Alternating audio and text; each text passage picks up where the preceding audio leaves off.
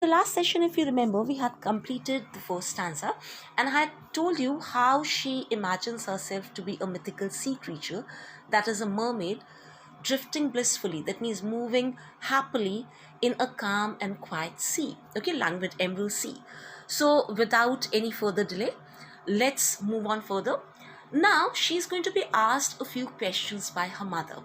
So, now Amanda's mother asks her whether she had finished her homework. Did you finish your homework, Amanda? Did you tidy your room, Amanda? I thought I told you to clean your shoes, Amanda. Now, what are the three things that she is being asked to do? She was supposed to finish her homework. Then, second thing was she was supposed to, organize her room to make it proper. Okay, to arrange the things in a neat and tidy manner. So, did you tidy your room? Tidy means clean, or rather to, adjust the things properly. So, did you tidy your room, Amanda? This was the second thing that she was supposed to do. I thought I told you. Now, for whom does this word I stand? This word, or rather this pronoun, I, stands for Amanda's mother. Now she is further saying that she had asked her even to clean her shoes. So she was supposed to clean her shoes as well. That particular day, she was supposed to do three pieces of work. What were those? First thing was to finish her homework. Second was to organize her room, okay, to arrange her room in a neat and tidy manner. Plus, the third thing was to clean her shoes. Now look at Amanda's reaction to her questions, to her mother's questions. Again, she is lost in her thoughts. She again starts imagining a few things. Now, this time, she imagines herself to be an orphan. Now, this is a childish behavior or nature that she, thinks so. Because everyone knows how difficult the life of an orphan is. It's full of hardships, it's full of difficulties. Despite the fact that an orphan leads a life full of difficulties, still she imagines herself to be an orphan. Why?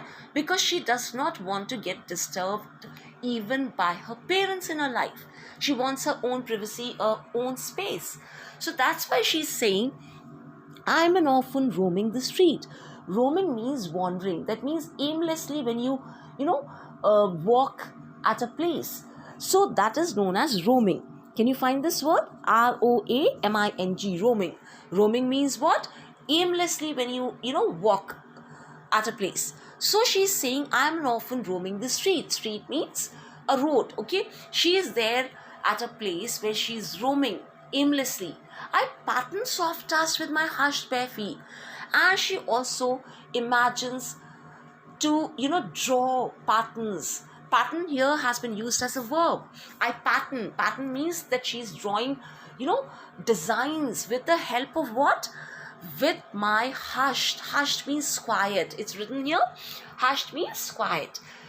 Bare feet. Bare means, children, without any footwear. When you're not wearing any, sandals or shoes in your feet to protect them. So she says that she is going to draw patterns in the soft dust with her bare feet. Now, what does she want to show us? She simply wants to say that she is going to get her own space there. She's going to get leisure there. She's going to get free time there. And she's going to spend her free time doing what? Drawing designs there on soft dust. The silence is golden, the freedom is sweet. Now further she says, the silence is golden, the freedom is sweet. The silence is golden, the freedom is sweet has metaphor in it. Now she understands the significance, the importance of silence. Silence in her life means a lot.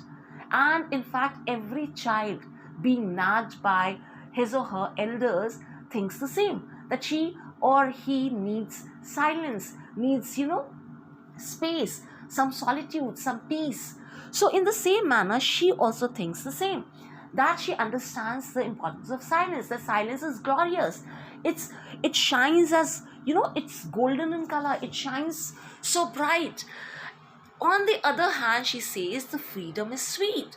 Now, both things are abstract, you can say. They are intangible. You can neither touch them nor, see them. You can just feel them. Can you ask Can you go to a shopkeeper and ask for some silence? No. It's something which is felt by you. Can you go and ask for freedom? Give me one piece of freedom, please. No. It's something felt. So she just understands the importance of these two terms. Now, what is she indirectly hinting at when she says the freedom is sweet when tasted? She wants to simply indirectly tell us that in the presence of a mother, she does not feel free. She feels, that the nagging mother or the nagging behavior of a mother simply, suffocates her. She wants to get rid of that suffocation, of that nagging behavior of a mother.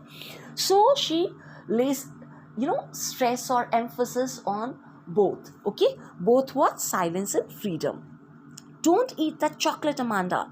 Now, again, we have a set of instructions by her mother.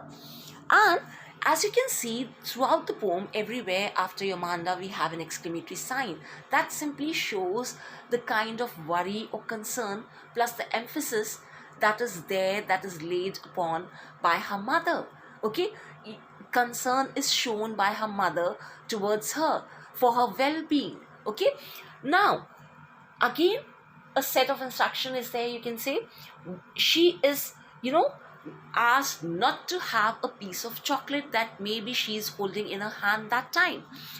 Remember your acne, Amanda. Now, why is she being asked not to have that chocolate? Because the reason has been in fact given here in the very second line. Because her mother says, do you remember that every time you have chocolate and you have acne means pimples. Okay, acne means pimples. Pimples are generally found on your skin whenever you have an improper diet, when you do not take a nutritious diet, when you take too much of oily food or junk food. So especially the adolescents have. So her mother is worried about her health, and she says, and about her looks as well, because she is growing up. She is now a young lady, you can say, because she is moving towards her adolescent phase. So she says, don't eat the chocolate. Why? Because it's going to result in your pimples. Will you please look at me when I'm speaking to you, Amanda? Now this line shows how her mother gets irritated. She gets annoyed. Why is she getting irritated? Can you guess? Any guesses?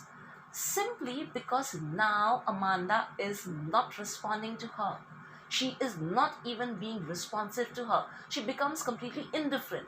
You must have seen whenever your parents or your elders, your teachers, your elder siblings, whenever they ask you not to do something, or whenever they ask you to do a particular thing which you do not like, then you start sulking, you become silent altogether. You don't even want to show any kind of anger, or you show your anger through your silence, okay, with the help of your silence, by becoming indifferent. Indifferent means neutral, when you are not even ready to respond to anyone's behavior.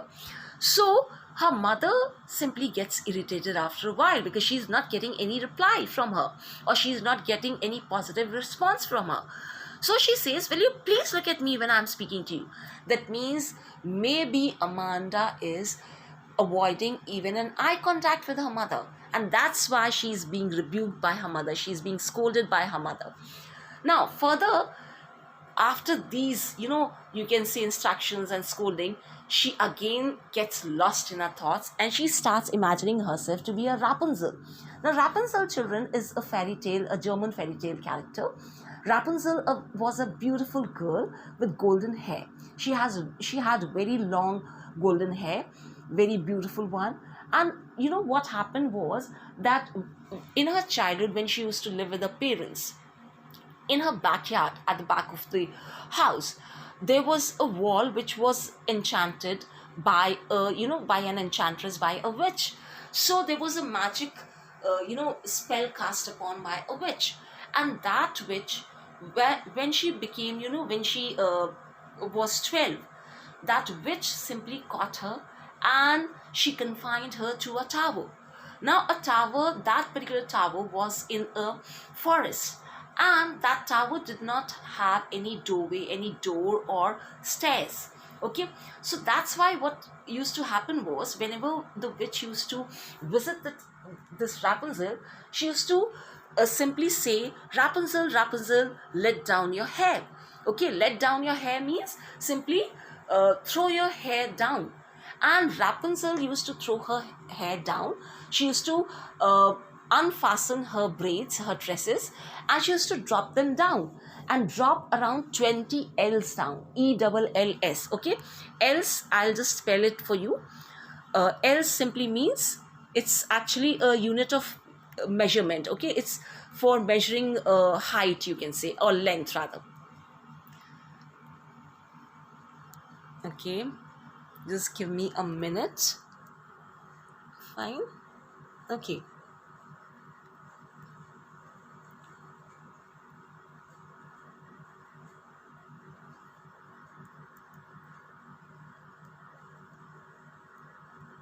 Else actually is around 35 to, you can say, 35 to uh, 45. Okay, uh, inches.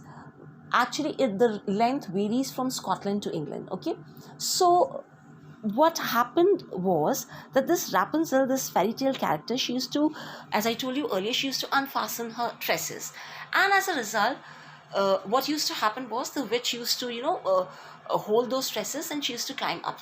Okay, now once what happened was, there was a prince who was passing by that forest, and he just overheard her song. Rapunzel used to pass her leisure by hearing, by singing songs, and she was a very good singer. So he just hears that song, and he wants to meet Rapunzel, but he did not know how to reach her. So then once, because daily he used to come there, so once he felt, or once he came across this fact that the witch used to go by holding those tresses of this Rapunzel. So once when the witch was not around, Rapunzel, he just simply called out to Rapunzel, Rapunzel, Rapunzel, let down your hair. So Rapunzel, as a result, again, without paying much attention, or she couldn't maybe understand, or she couldn't get the voice clearly, so she just let down her hair, and with the help of the hair, he just went up, and then they fell in love with each other. He just proposed to her. Later on, he was in fact separated from her by that witch. Even one of the eyes of the prince were plucked away by this witch, and again they got reunited in a desert. Okay, so I'm just telling you the story I just told you briefly. Now she says, I am Rapunzel, I have not a care. I have not a care means that if she were a Rapunzel, okay, then she would not care, or she would not have anything to care about. She would not have any responsibilities on her shoulders. She would not have any tasks to complete, to fulfill. So she says, I am Rapunzel, I have not a care. Life in a tower is tranquil and rare. Tranquil, as I've written it, calm and quiet. Tranquil means peaceful. Okay, very calm, very soothing, very nice. And rare means uncommon. I will certainly never let down my bright hair. But look at the attitude, or you can say thoughts of this Amanda, little girl, Amanda, that she further says that she would never let down her hair for anyone to come and disturb her. Okay, like that witch. So she says that she would never let down her hair, okay, for anyone, so that she would not be disturbed in that tower, because she says life in a tower is tranquil and rare. That if she's going to be a Rapunzel, then she would not have to care for anyone, for anything, and she's going to live or lead a peaceful life. Stop that sulking at once, Amanda. You are always so moody, Amanda. Anyone would think that I nagged at you, Amanda. Now, that brings us to the end, you can say. This is the concluding stanza, where we find it's a bit funny also, or you can, it induces laughter. Her mother says, stop that sulking at once. Sulking means when you become completely silent, morose, when you just, out of annoyance and irritation, when somebody is nagging constantly and you become silent and indifferent. That is known as sulking or sullen. So she says, stop that sulking at once, immediately. At once means immediately. You're always so moody. You have so many mood swings.